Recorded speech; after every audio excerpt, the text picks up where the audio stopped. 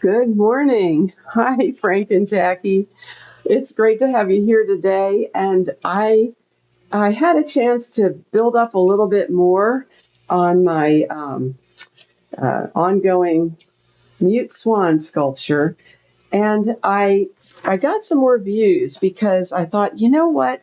Even though we have a view here of the kind of more of the front, this actually extends. It's almost like they can put their neck in and out of the water and change the position because this neck is further up. So I was trying to determine how far out to make this front area here. And so this is confusing because it's a different position is what it really is. And I was able to kind of confirm even more that they just can bob their neck in and out, up and down a little bit. So I think we're okay. I just kind of felt like I was getting lost on that. And this is an example of how reference material, if you don't have the actual swan right there in your, you have a pool outside or a lake and you can go out and look at your pet swan, like this guy has, you're at a disadvantage. But if we get enough views, then we can, and we look at videos, that's the most important thing.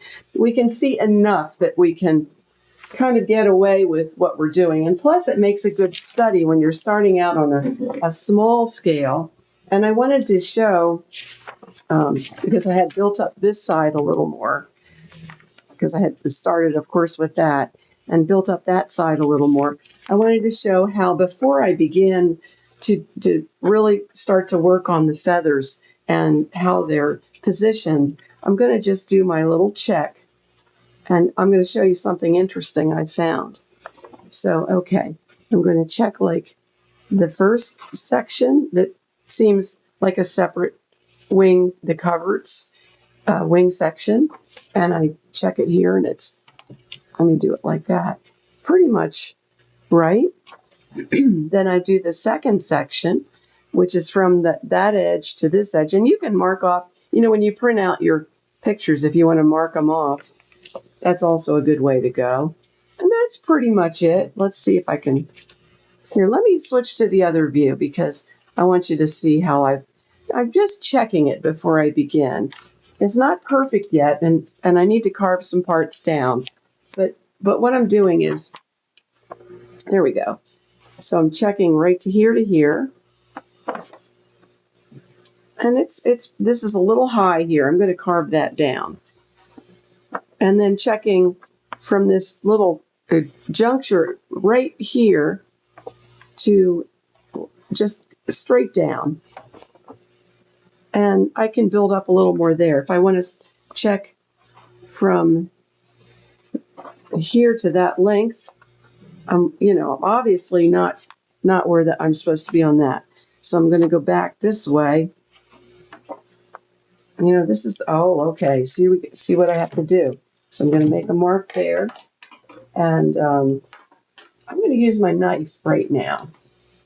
My impatience. It tells me to use my knife. Get it going. Actually, because this clay is so hard, and that's a great advantage. Because it's so hard, the knife really comes in handy. When it's at room temperature, it cools down and becomes very hard. Still carvable, still nicely carvable. But you want that hard clay because it's going to hold your detail. And I want to make sure I'm lining that up with the other wing, which I have checked. So I'm just going to do that little bit of carving. I know we have sculpture tools, but somehow the knife is a great, quick. Mark, the wood carver who often attends, would really appreciate that because the wood carving tools get right to it as well. They're very sharp and good for carving wood, so they would be probably usable on clay. Mark, good morning. And let me ask you directly, because Isn't that like a violation of a sculptor's rules that I'm using a paring knife? But there's a lot of reasons because this is very hard clay, and my sculpting tools for clay are a little more delicate. So I don't want to break them, and so I tend to use something that's a little more durable, but still small. And I'm betting. Oh, yes, the hot tray. Well, fortunately, this is not that hard. I mean, it's hard, but not like wood, or anything. But I'm sure, that would help a lot. And generally, it's just because of my impatience. I'm trying to just go from A to B, and I have a lot of really warmed up clay over here. So if anybody wants to see the difference, it's very hot actually right now. I'm going to fill in a little spot right there. So what I plan to do, and I didn't have a lot of time, but I tried to fill up, and also I'm going to take down some of this is too, let me go to the other view now. It's just too fat right there. I guess that's a good way to put it. See, I started making marks where I'm going to carve that down. So it's not quite as extreme as this picture, because he has his neck down into the water. And you can even see that the head on this sculpture, on this picture, is down lower because the wings are higher. And same with this one, because this neck is down in the water a little more. So Mark is saying he uses his wood carving tools. I'm not at all surprised. So, I could even warm up this piece before I even begin on it. I just want to take a little of this down because I know it's a little much here. And I'm just looking at all my different pictures to do this. But ultimately, I'm going to show you the dimension I'm keeping according to my pictures. I don't just use my hands. See, because my hands I can still, at room temperature, smooth this with my hands, as you can see. So it's hard, but it's nothing like wood. What Mark works on is pretty unforgivable if you make a mistake. So if you make a mistake with this, it's just easy to fix. And remember that this is ultimately your model that's going to be cast in a rubber mold. You can do a plaster mold too, excuse me, but that's a little more complex. A plaster mold can be done, but it requires that you section your piece so that everything draws off without catching. So, for example, this whole wing would come off. That wing would come off. The head would come off. That's the kind of complexity that we were up against back in the day of doing porcelain, because you had to make a plaster mold from your original clay to go into porcelain. But I know that I needed to carve a little of this bulk down right here, and I'm going to measure it again. The next step, starting Monday, is the feathers. We're going to do the feathers, but it's really critical to get these general forms relatively accurate and proportional first. So, and Mark, I would love to see you do a video where you're working in clay with your wood tools. That would be really cool. And of course, I would link to that because I think it's perfectly reasonable to use any tool. Let me just switch to the other view for a minute. That helps you achieve your final result. It doesn't matter. You can use your hands, which are your best tools, in a lot of ways. But then now you need to chop large pieces or section it off. We've got this tool that's used to section things off.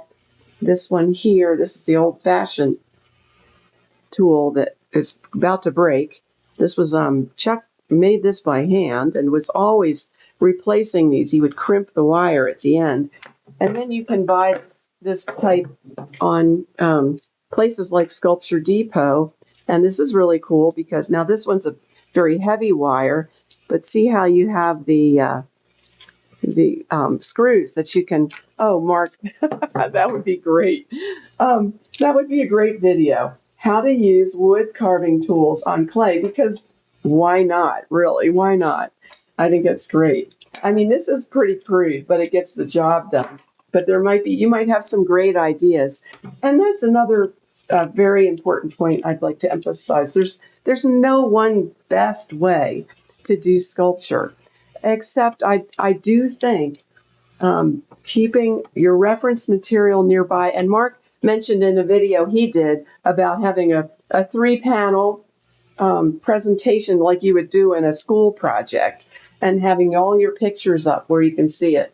And I used a bulletin board, but I had to take it down because we're going to be moving soon, so I had to take a lot of things down. But all these things, and of course I have my old iMac, which doesn't work, and I can't update it. But boy, it can get the internet, and so I can look at, if it comes on again in a minute. There we go. I can look at videos while I'm working. And the large size is great for you guys to see, too, what I'm looking at. So anyway, there's lots of ways to do this. But I love this material. I would not go back to another type of clay because the light color I want, the hardness I want. And the other thing you can do with this, if you do make a rubber mold, you can actually melt this clay and pour it into your rubber mold, let it cool, and pop it out. And say you're trying to make, like Mark is making gnomes over the Christmas holidays. You could do a rubber mold on a gnome head, and then you can actually melt this clay and get it almost liquid. It can liquefy, and you can pour it into your rubber mold, like a silicone rubber mold, and then let it cool, and then pop it out, because the silicone rubber mold is very flexible. And you can make multiple heads and then change the positions, change the expressions. Now you have a base from which to expand and do lots of variations. So that is a great trick to know. We used to do different plaster heads that we would pop out of a mold from a clay model.